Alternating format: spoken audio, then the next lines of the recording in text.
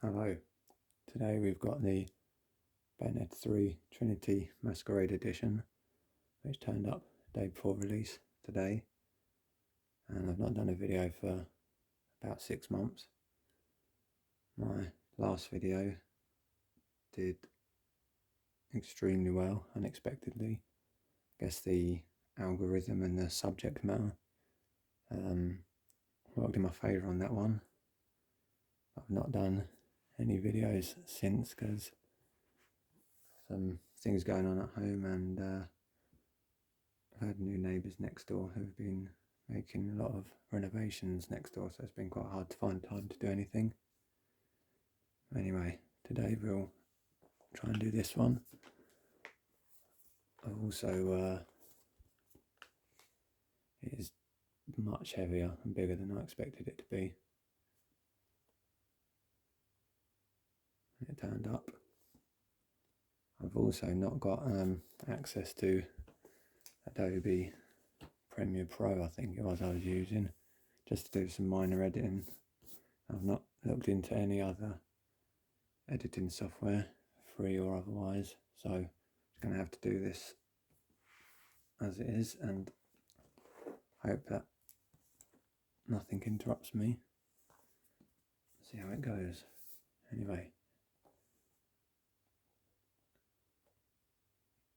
you see it has this nice UV varnish effect on the symbols on the back. It is, I'm not sure, I'm guessing about 40 centimetres wide, about 25-30ish high, because it has a art book in, I think 200 pages.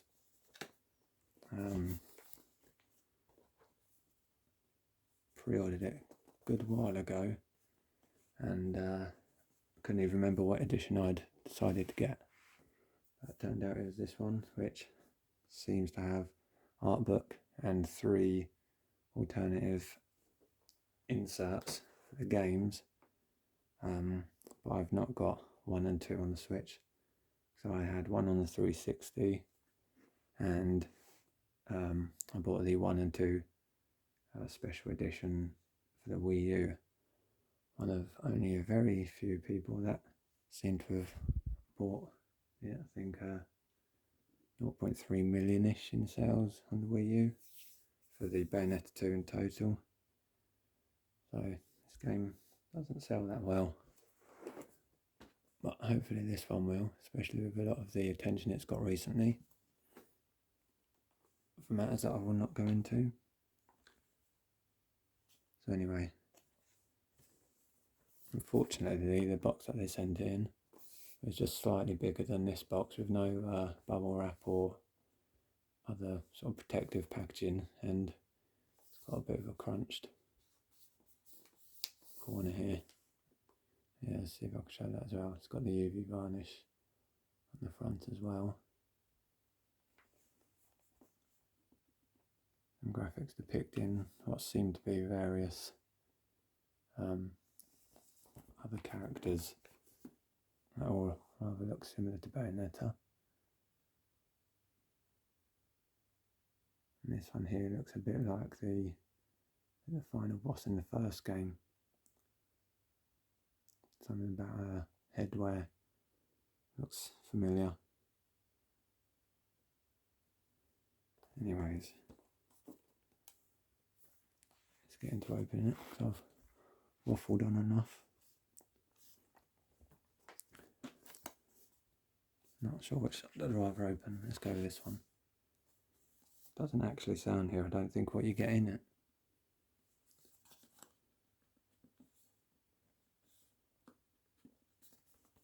These seals look like they were perforated, or at least it was on the other side.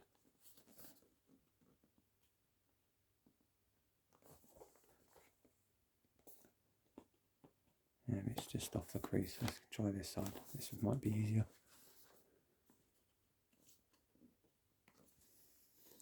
This side's already damaged anyway, so what more could go wrong?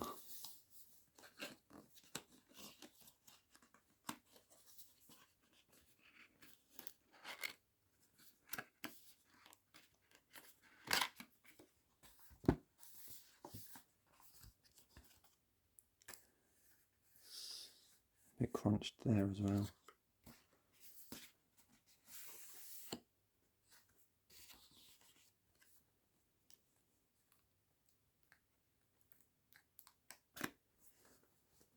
Let's try and slide this out. I've got it upside down at the moment, but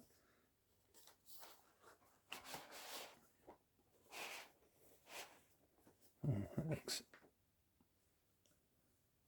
quite nice so far. Just thought it was a plain black box.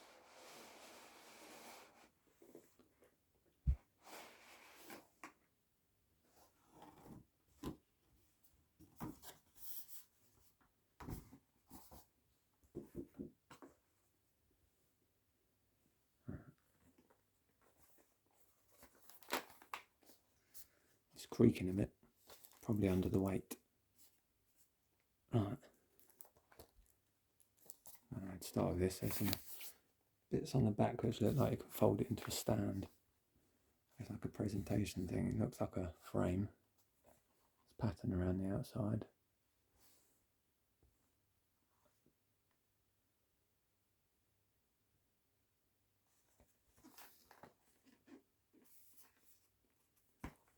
So it has unfortunately crunched this bit a little bit, which is a bit of a shame because I've been selling some of my old games recently over the past year or two, and obviously little defects like that can sometimes go against you.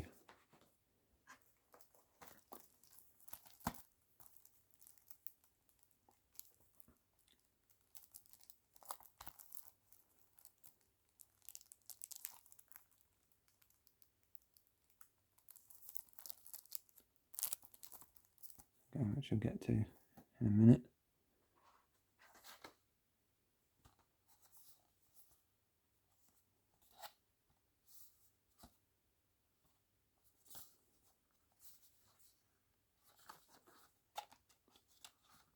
I'm guessing this might be the inserts.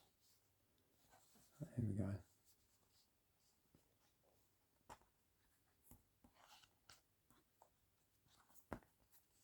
Seems like a game box. Right.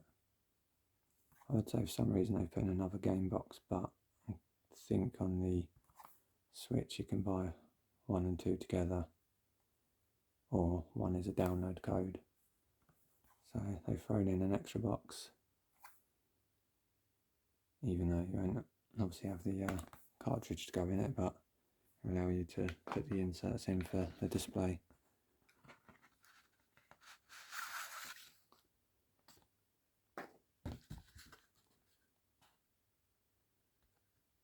Some folds in there to keep things nicely in place.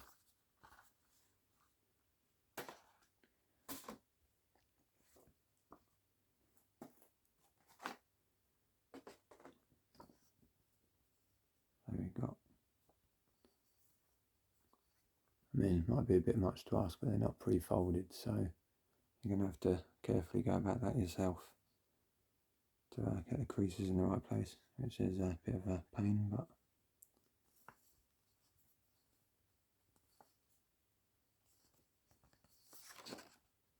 it's just blank on the reverse. So this is 3, obviously, Bayonetta and Viola, I think her name is.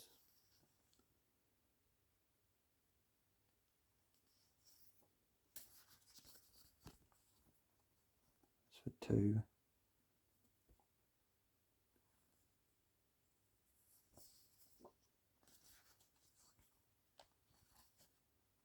That's the first game. Didn't particularly like her look in the second one, cutting the outfit and things. I think the third one is really good, possibly even better than the first one. I have to see once I play the game. For anyone that's played it, hairstyle will look very familiar, because it's that of the little girl that was in at least the first one. Can't remember about the second one because I've not played it for a while. I was going back through the first one on the Wii U in the past week. I won't give any spoilers, but I can imagine why they're similar.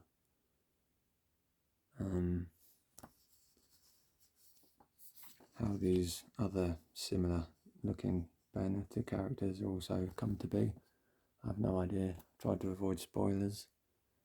The thing is as well is opening this art book, there's a chance there's going to be a load of characters and character designs and things in there which might give some things away. So there we go, these are the inserts which you can place in the game boxes, and it said something about him making some sort of panoramic view or something when it's joined up. You can see something involving the moons in the background. Alright, here we go. I think it's one first by the looks of it. And 1, then 3, then 2. You can kind of get that.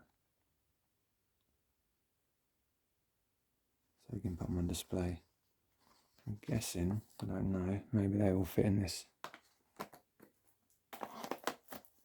There we go. So if you had the other game, you can put the inserts in, lay them all up in this, and then you'd have the, like I said, on the back there seems as if there's some fold out bits of cardboard which will work as a stand.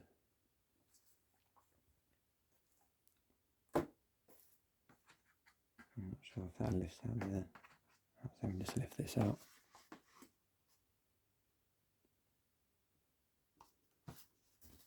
The back of this is blank, but it's the back of this part, this frame where there's the cardboard stand.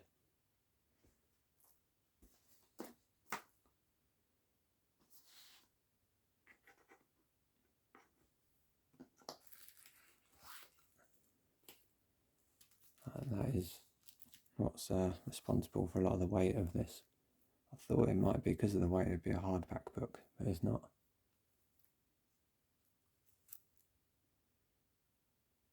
It looks like, can't remember the guy's name, Luca, is it? Maybe. It's like Bayonetta's foot, and it's like Luca's. Alright, let me turn over this so you can see. It feels like it's going to all fall apart. Let's just have a look under here. Right, so you can see these on the back. So I keep thinking, it feels like I'm going to put my fingers through it. Right, so there, got these bits would fold up or flap up. This bit in the middle, I imagine, folds out, and then they lock into place, and that's quite thin cardboard, so hopefully it'll be enough. I mean, just if you were just putting the games in, it would. If you're expecting to have the book in as well, it would add quite a bit of weight to it, which maybe over time will start to strain it a bit.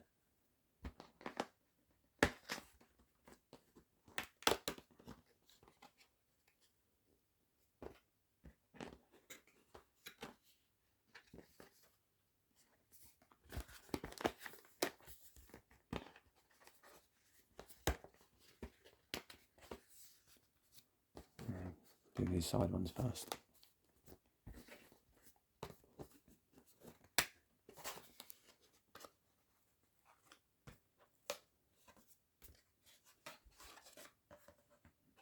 I flip this down.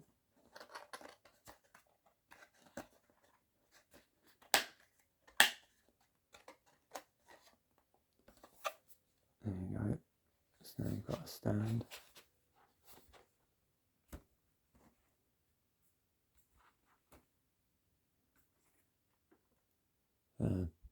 decent angle. It's a little wobbly, but I have got it on carpet. It's not like it should be exactly moving this around a lot. Let me just see. I don't feel confident sticking this in it as well. I've got the frame pattern printed on both these bits. So you could maybe, I guess, just display the book if you wanted. Or slide that in there. You can stick the games there on display.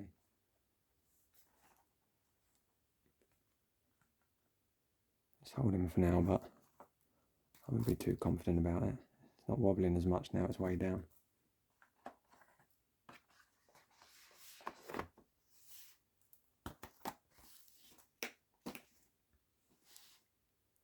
Alright, so let's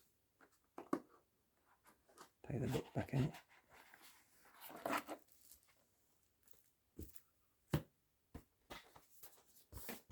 I'll fold this away, I think.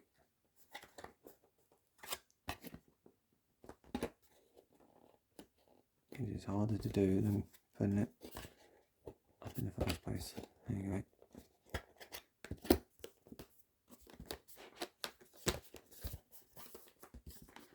It's kind of keep popping up now, getting in the way. Like I said, when you put it on the underneath your hand to support it, your fingers start to feel like they're pushing through areas. So just be aware of that.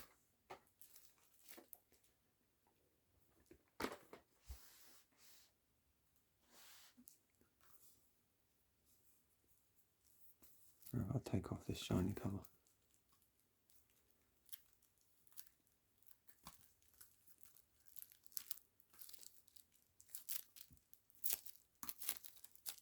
Right, we've breached it.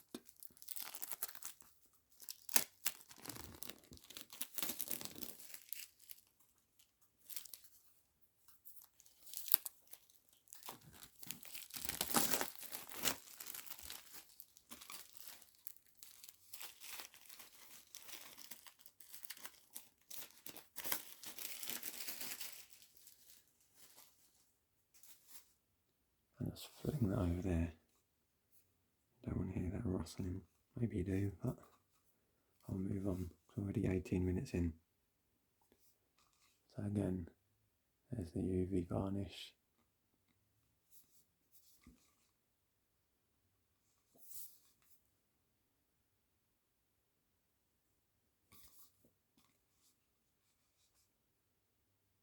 Like I said, I feel I'm going to end up spoiling some of this if I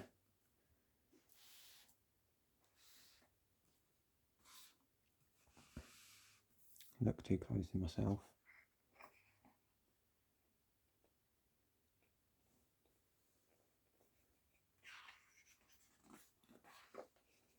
No idea if I might be getting in the way of the camera when I lean forward. I can't see it.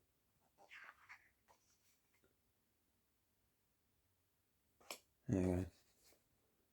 This artwork contained in the book may spoil elements of the game's story or features unlocked through the progression. Proceed at your own risk. So, yeah, I'm not sure how much I want to show. I'm going to zoom in.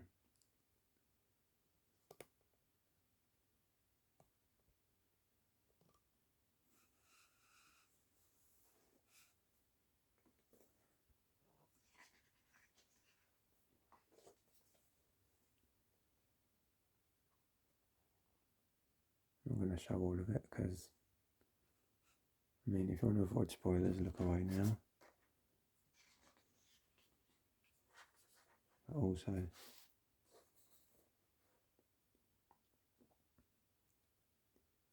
I don't know how much theoretically I could show.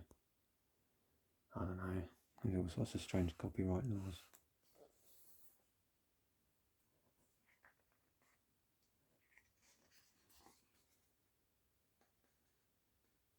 I'll have to do my research, but I'm wondering if all of these are done by the same artist that designed her in the first place.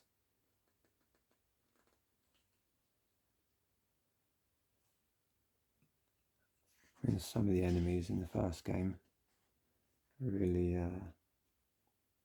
interesting designs. I can't remember the second game so much. Like I said, it was when it first came out on the Wii U, so what's that, 8 years ago or something? And I hadn't got around to playing it since, because I only started playing the first game again the other week.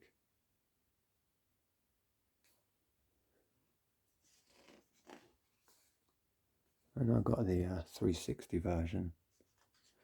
There was a chance when it was first available for pre-order to get a model of one of the guns, Scarborough Fair, one of the red pistols that's used in the first game. And I deliberated on it for a little while. I mean, it was a new IP, so no idea, how popular or when it would sell or take off. And I decided against it. And it's obviously still not a very high selling or extremely popular game in general, but I wish I had bought it back then, because it's probably worth a fair bit now.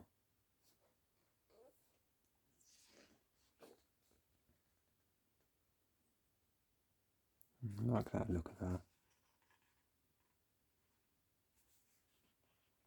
I think her makeup in the actual game is a bit harsh. A bit, that looks a bit more subtle. I see no idea what some of these things are. Jean. Pronounced John because it's French pronunciation, not Jean, but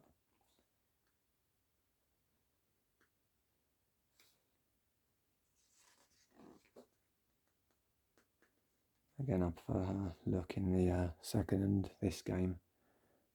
I wasn't a fan of her very short hair. These are the guys that are in it.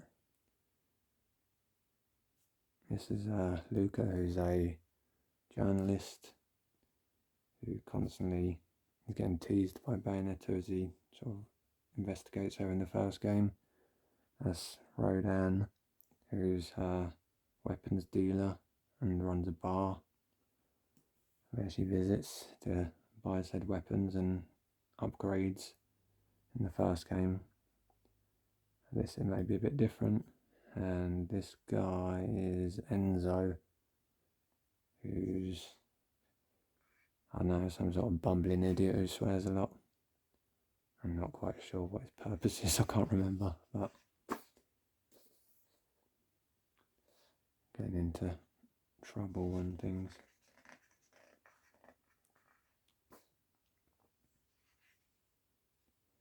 I don't know how many of these are costumes that were made into the game or just ideas. So I think this might be one of the enemies, but I'm not sure, because in the trailers there's some guy who's in some sort of like wheelchair booth. And it looks a bit like him. Alright, I'm getting into spoiler territories now. Archives. They're called Eves. Not quite sure why. There's Bayonetta and there's Cerveza, I think. Cerveza? Can't remember. Which is her real name.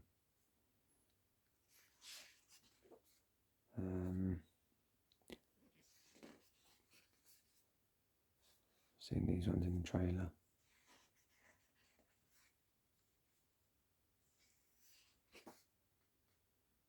This is the one, I think. Might be wrong, that looks a bit like one of the final boss. Not sure, can't remember, one of them does.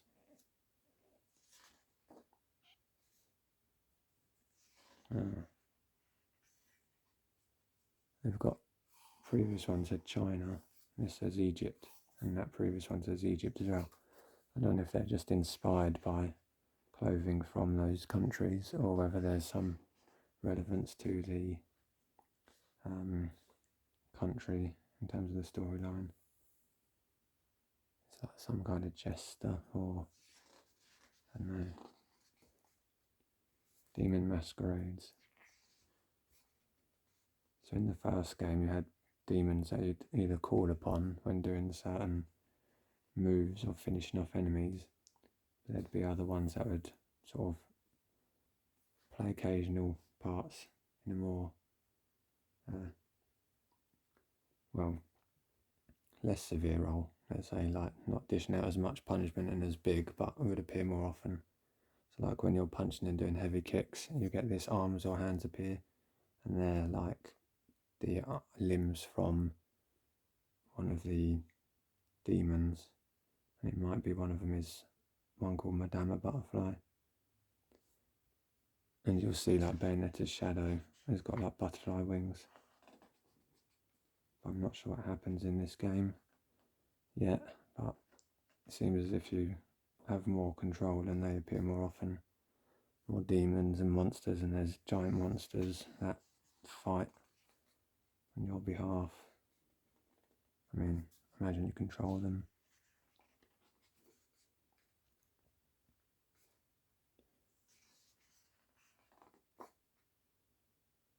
Again, a lot of this might be spoiler territory, so that's up to you. I mean, a lot of these have been shown in the game. There could be other ones that I've not seen.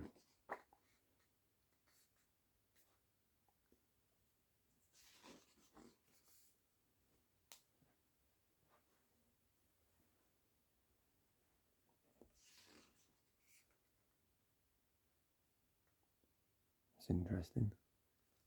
Looks like I've got eyes coming out of her chest.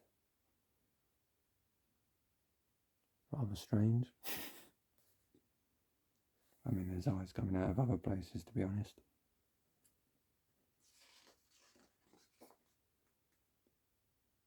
Okay. That's kind of interesting, a bit spoilerish. Not just creatures, but it looks like some sort of a locomotive train, like steam powered.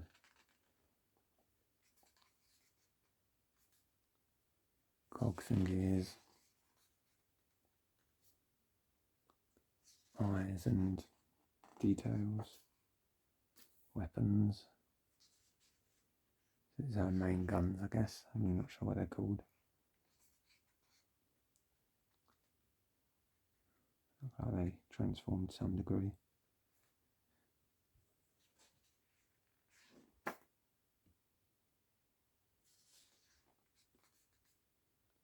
I mean, weapons are generally unlocked, or at least in the first and second game. As you go through, in the first game you find LPs or broken parts of LPs, which are vinyl records, for those that don't know.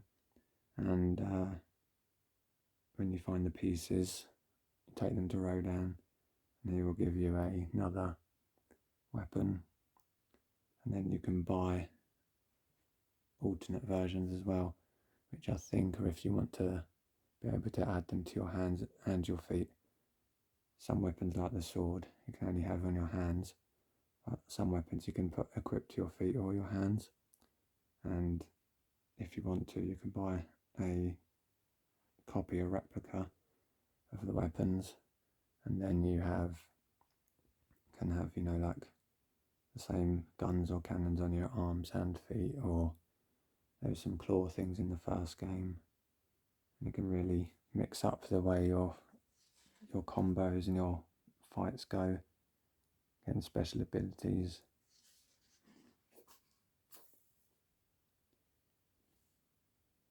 Sort of like chainsaw looking thing there, but also looks a bit like a train, so I don't know if that's got anything to do with the other Bayonetta. I mean, it's really inventive. I think the characters and the weapons and things in this game is one of the things I like about it, apart from the gameplay itself.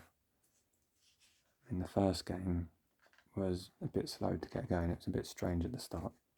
I could understand why people might get a bit put off and put it down and not carry on. But as it goes on, the more you unlock, the more skills you get, the more abilities you get,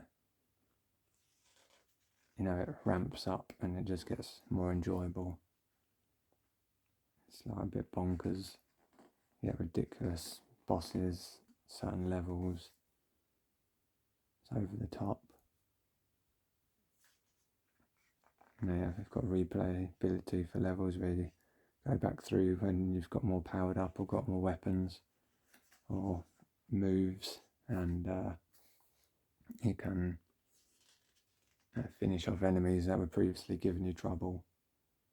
You know, you finish them off with ease, or you're much more adept at timing and combos and how to defeat certain enemies when the first time around you might have struggled because you didn't have a clue, and you come back later and more experienced player, and you know, you just thrash through them and get a platinum medal or what have you.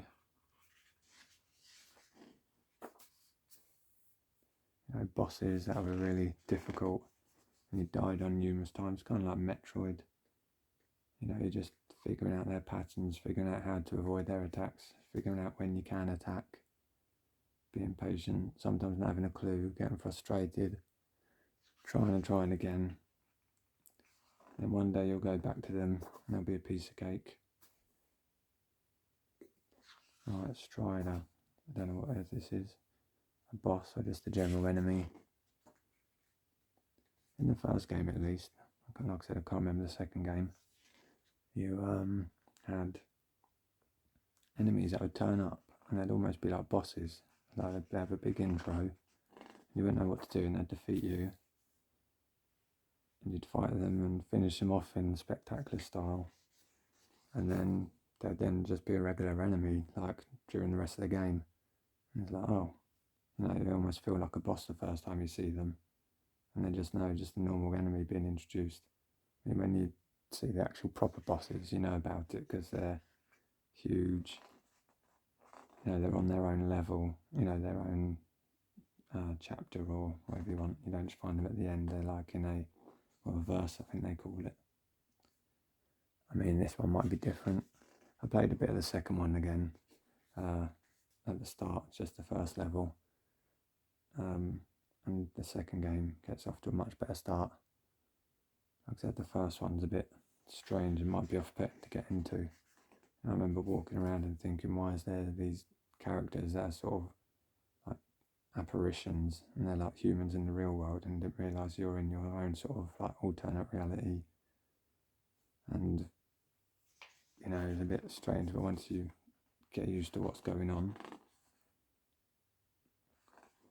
and why you're doing certain things, there's certain parts early on in the first game as well where you have to get through these barriers and it's not clear as to what you're supposed to be doing, and you could get stuck on that. I mean, guides are available on the internet as if you're that stuck, but that could have been something there people would have just turned it off and not picked it up again. But it's a shame because, you know, it's crazy, it's challenging. I felt at the time, and this is even like when the first game released, which is, what, I don't know, 10 years ago or something, as if it felt like it was a real sort of old-fashioned game, like with a score counter, which didn't really mean anything. You have a score counter, or maybe it's not a score, maybe it's just the halos you collect, which is like a currency, but with lives, continues, you know, upgrading your weapons, bosses, you know, which at that time, believe it or not, there were so many games that were like, didn't have those sorts of things in anymore, like Call of Duties or Halos and stuff, where, you know, you're just going through and progressing through. But I know such thing as score counters and bosses and things. And it just felt like particularly in the first one, there's a level where you're flying through the level on a missile, which is reminiscent of the game Space Harrier. And it just felt like it's an old-fashioned game, you know, like modern graphics and things, but harkening back to, I don't know, games from the past. I'm not even sure if there are many of those games that often now either.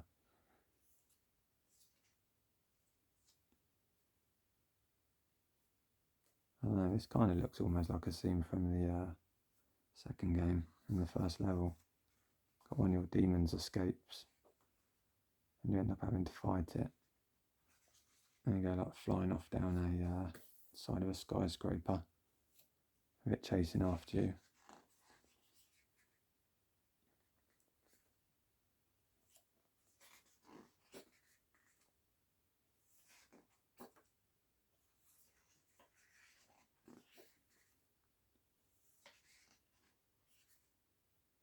So obviously some of the levels.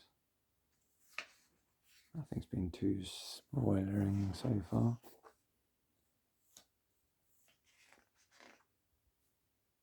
If you appreciate the detail of, you know, effort that goes into, I mean, these look like they're hand painted. You know, it's just a concept art, but a fully painted and developed picture. Not the sort of thing you might have on your wall, you know, because of the subject matter, but the amount of effort that looks like it's gone into it. I mean, look at that.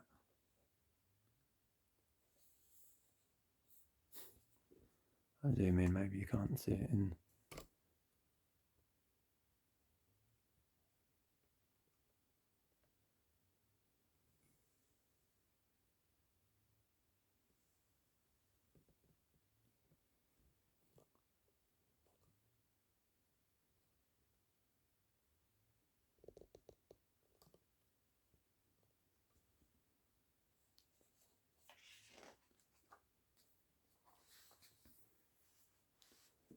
There's speculation whether this game was going to be open world. I have no idea from what I've seen how much that is the case.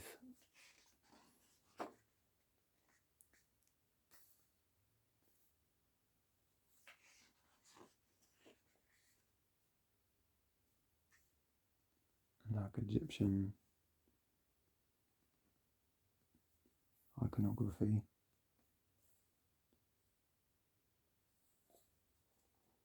So there's obviously a level set in Egypt. I mean, one of the characters, or at least two of them, it said Egypt next to the thing, so maybe they,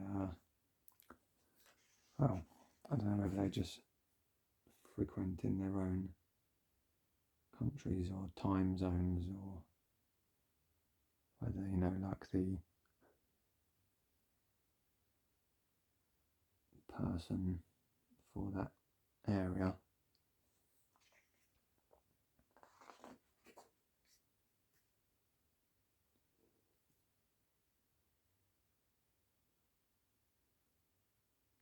ridiculously detailed. I mean,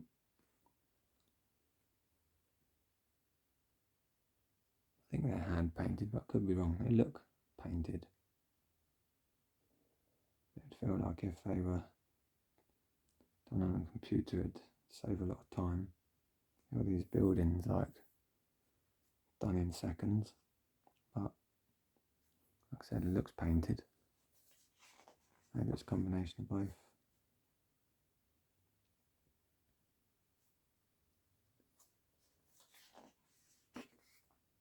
Right, 38 minutes so far. You're still with me? Probably not. I've gone this far, I might as well carry on.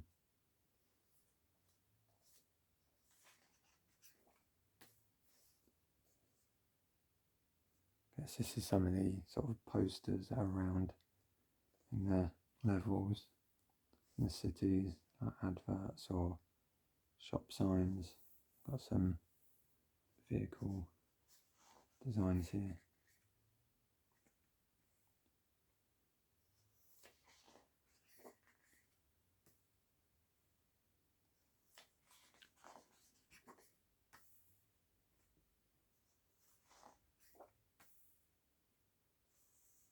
I've still got quite a few pages to go. You may well have learned what you needed to by now.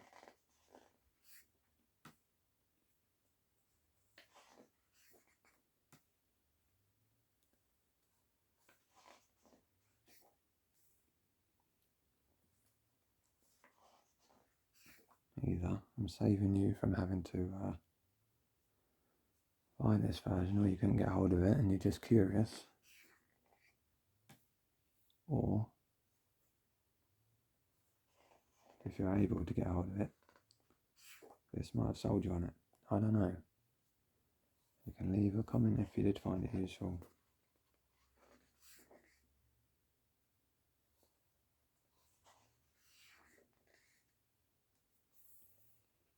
It says other assets. It's like a map. Doesn't look too different from the new Fire Emblem game. This map. I mean, there might be loads of games out here like that. But that, as it Engage, Fire Emblem Engage, seem to have like a land, an island in the middle, not as big as this one, and then loads of other sort of lands or islands surrounding it.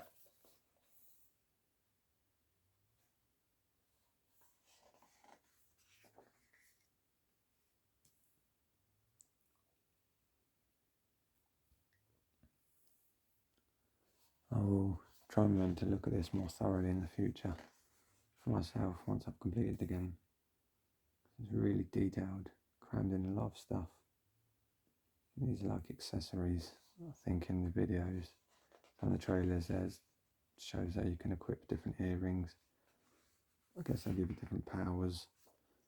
In previous games there was bracelets and things you could equip, which would do different skills, like, I don't know, earn you more rewards, or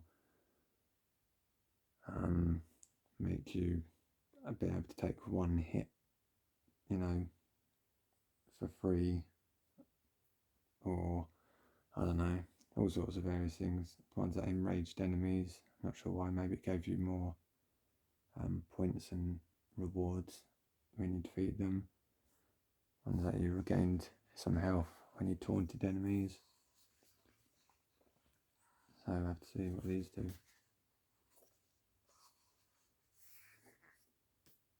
And that's pretty much it. It is now 11:32 at night on Thursday. Game officially comes out tomorrow. I'll have to get this uploaded. I won't be able to edit it really, because like I said, I haven't got any editor to hand. And yeah, maybe I'll get on and try and have a bit of a go on the new game. And if you're still there, you can witness me pack it all back away again. Maybe you're drifting off to sleep or something.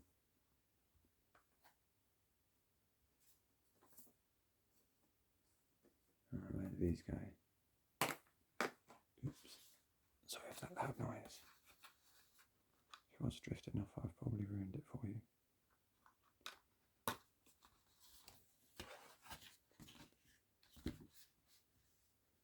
Hopefully it stayed in focus most of the time.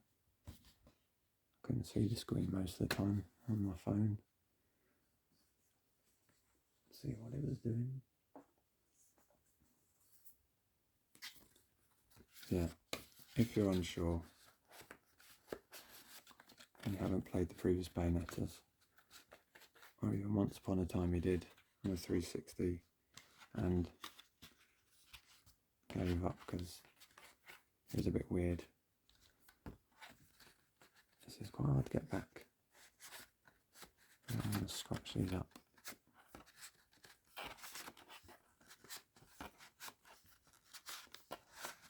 And I suggest, I mean, it's on PC, 1 and 2 are on Switch. Either download or get the second game with a download code, but I'm assuming if that's second hand, someone's already redeemed the download code, you might be a bit stuffed. I think the first game is on Switch Online for about 20 something pounds, and that's not on sale. I think the second game is pretty much around £40.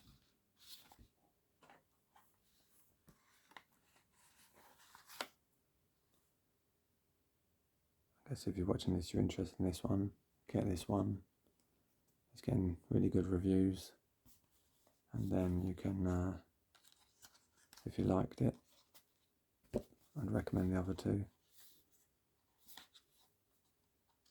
From memory, the second one I didn't think was as good as the first one overall. I think the first one was took a while to get going. The second one gets straight into it with a ridiculous, battle on top of a fighter jet through New York. I think it's New York, a city, whichever. And then a massive fight against a demon whilst you're flying around a skyscraper. All sorts of craziness, and that's what the series has throughout. But then the rest of 2, from what I remember, wasn't quite the same as 1. Something about it was, I don't know, like I said, I'll have to play through 2 again after finishing 1, which I might not do now since I've got this, and see what happens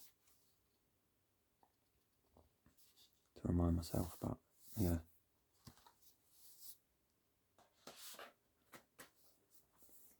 you've come this far, all one of you.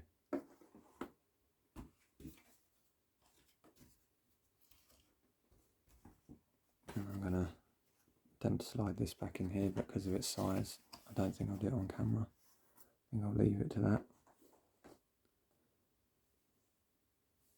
And thank you very much.